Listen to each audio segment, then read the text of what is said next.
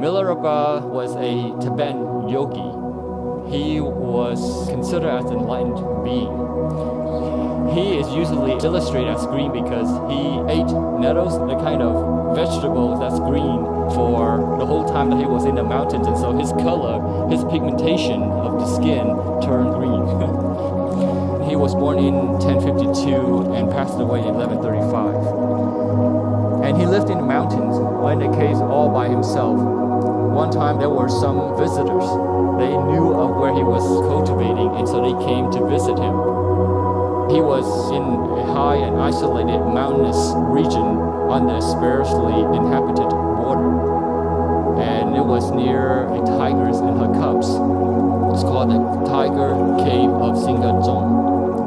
And he has chosen to occupy a fearsome place to shelter where he was cultivating.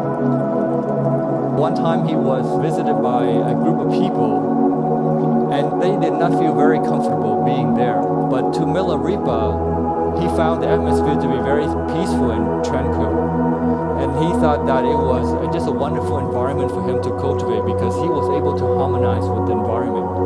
He found his meditation to be very calm and full of energy and joy, whereas the visitors did not have that kind of sentiment.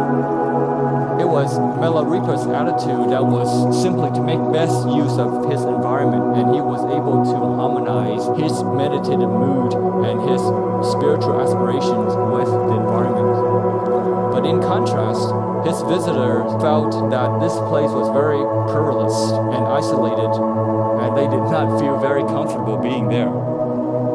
If we have had any kind of mental picture of the remote place up to now, it has been bleak, barren, and inhospitable. The Tiger's Cave offers nothing in way of comfort, and even to the eye of Tibetan trainee monks, the visitors, they would think that place would be very eerie and dangerous to dwell. But Milarepa gave a song in response to that, was that he said, negative emotions get in the way of our appreciation of things and reduce our ability to see the world around us. Our afflictions, our emotions stir us up, and we don't see the tranquility of the environment. We don't see the harmony, but we see aggression according to our emotions. Milarepa, however, was full of praise of it in the isolation, mountainous terrain.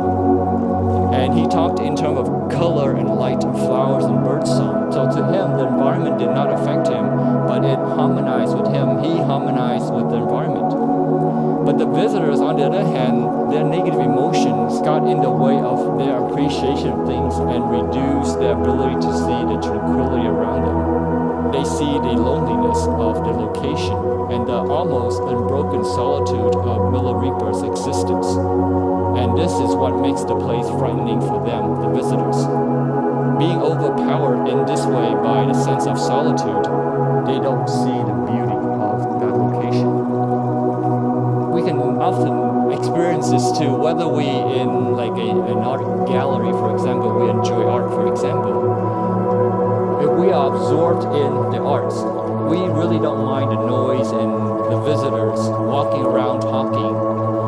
And similarly, if we live a life that is full of appreciation, we don't really see the negative things that we interpret as negative. For example, in this situation, you wear your mask, that's required, and you go to a store to pick up something that you purchase online. You get to the counter, and they say, please do not come in, stay outside and wait for your turn to put on your mask.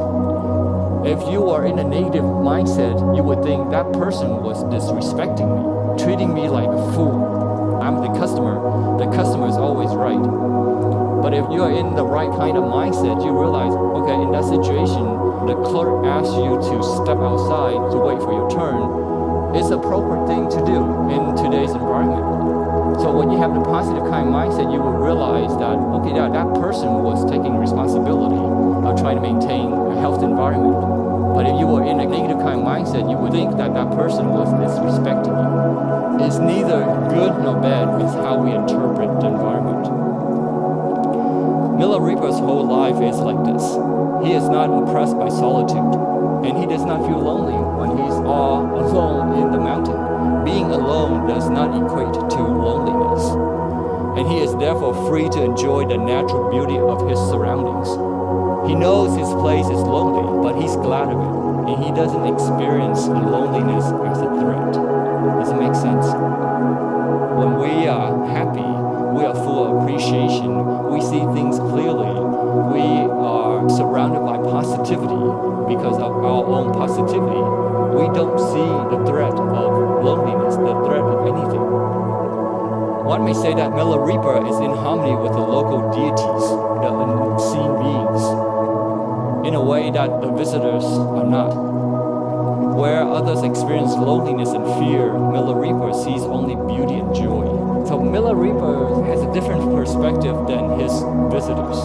This is due to his attainment of what he calls the clear light of realization of the void, 空性空灯, sunyata.